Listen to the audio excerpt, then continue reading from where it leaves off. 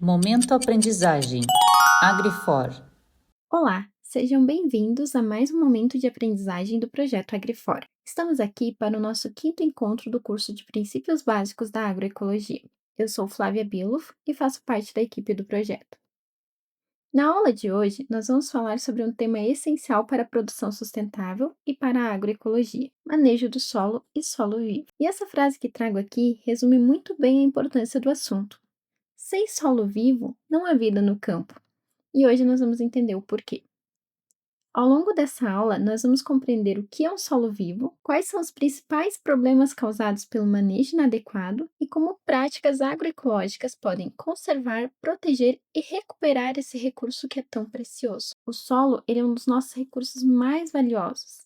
Ele sustenta toda a nossa produção agrícola, é essencial para a vida no planeta e é um recurso extremamente vulnerável. Sua formação natural pode levar milhares de anos. Em alguns casos, a recuperação é muito lenta ou quase impossível. Por isso, precisamos entender que o solo é um recurso essencial, finito e não renovável. Para entendermos a dimensão desse problema, eu trouxe algumas matérias que encontrei sobre o nosso tema. Vejam que esta notícia de 2011 informa que cerca de 25% dos solos do planeta estão degradados.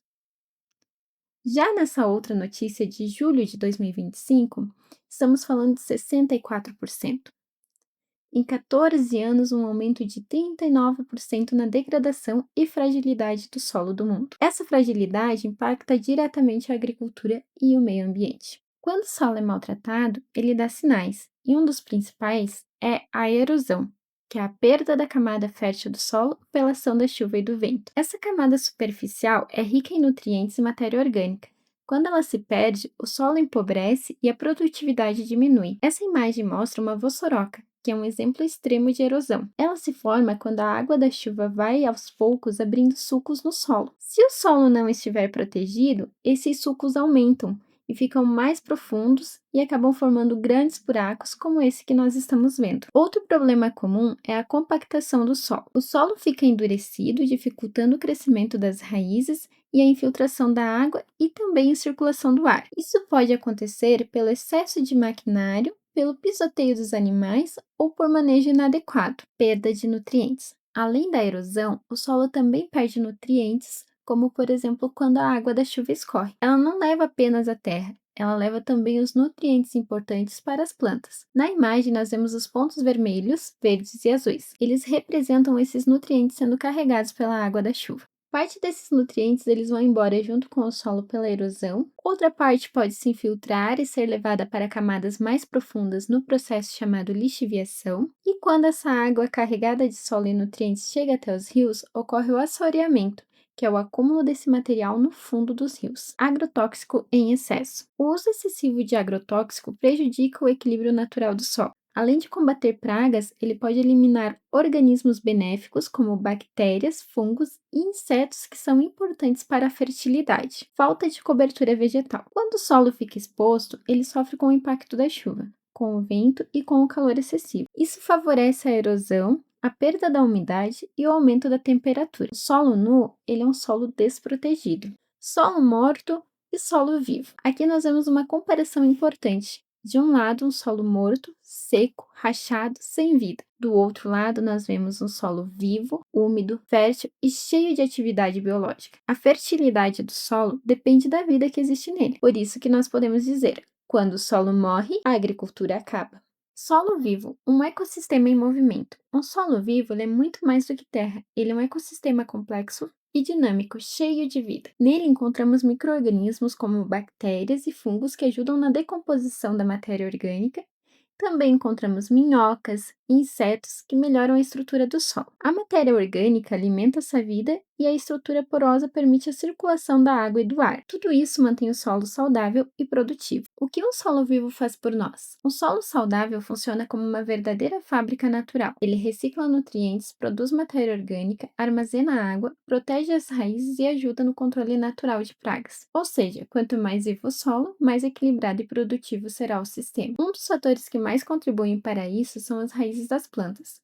As raízes profundas ajudam a descompactar o solo, facilitam a entrada da água e buscam nutrientes nas camadas mais profundas. Já as raízes mais rasas protegem a superfície do solo, ajudam a reduzir a erosão e aumentam a matéria orgânica. Por isso, quanto maior a diversidade de plantas, melhor para a saúde do solo como um todo. Cobertura morta é quando deixamos o solo protegido com materiais como palhada, folhas secas ou resto de culturas. Essa camada funciona como uma proteção natural do solo. Ela evita que a chuva bata diretamente, reduzindo a erosão, ajuda a manter a umidade e também diminui a temperatura do solo. Já a adubação orgânica, como esterco curtido e compostagem, fornece nutrientes de forma gradual e melhora a qualidade do solo. A rotação de cultura, ela é muito importante para o controle de pragas e doenças. Quando plantamos sempre a mesma cultura, as pragas que atacam aquela planta encontram alimento o tempo todo e acabam se multiplicando. Por exemplo, se plantarmos só couve, as pragas que atacam uma couve vão continuar ali, aumentando a cada ciclo. Mas quando alternamos como couve, feijão e milho, essas pragas elas perdem o alimento e não conseguem se manter. Além disso, como cada planta interage de forma diferente com o solo, o feijão, por exemplo, ajuda a enriquecer com nitrogênio, e o milho e a couve aproveitam esses nutrientes de formas diferentes. Ou seja, na rotação de cultura, ela vai ajudar a reduzir pragas naturalmente, melhora o solo e mantém a produção mais equilibrada.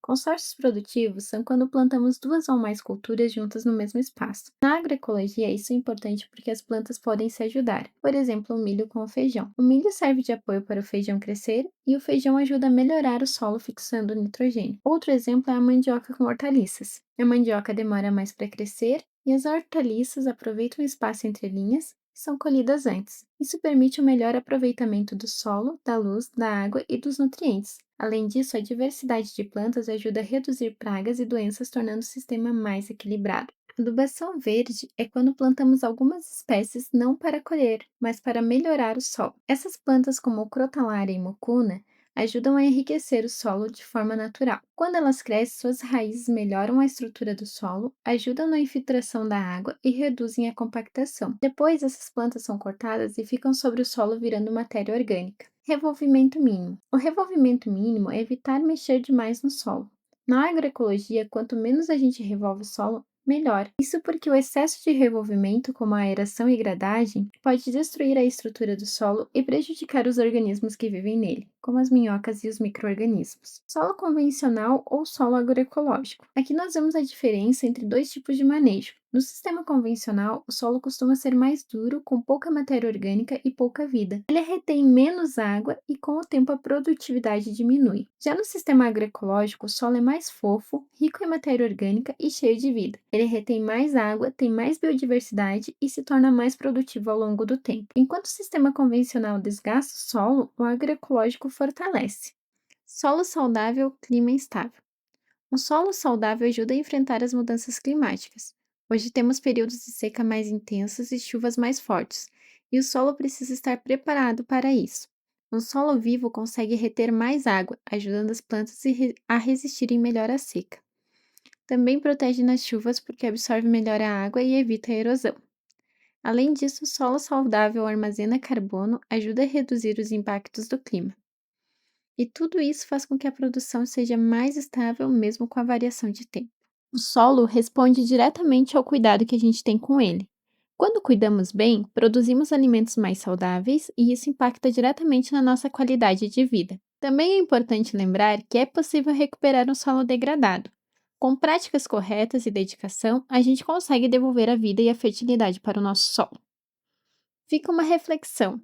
Vale a pena observar o solo da propriedade de vocês, ver se está coberto ou exposto, se há sinais de erosão, se existe vida ali, como por exemplo a presença de minhocas. O solo, ele não é um recurso, ele é um sistema vivo que precisa de cuidado. Agora vamos observar na prática como o solo reage em diferentes situações. Nós temos 3 exemplos com o mesmo tipo de solo: um solo exposto sem proteção, um com cobertura morta e outro com vegetação viva. Quando a água é aplicada simulando a chuva, dá para perceber bem a diferença. No solo exposto, a água escorre rápido e sai escura, levando a terra em nutrientes. Isso é a erosão acontecendo. No solo com cobertura, a água já sai mais limpa e mais devagar, porque a palhada protege o solo.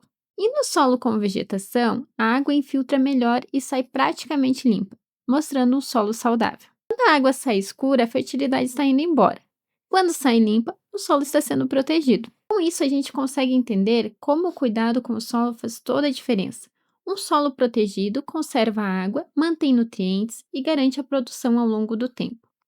Já um solo exposto perde a fertilidade e pode causar impactos no meio ambiente. Espero que esse conteúdo contribua para o dia a dia de vocês. Muito obrigada pela atenção e até a próxima!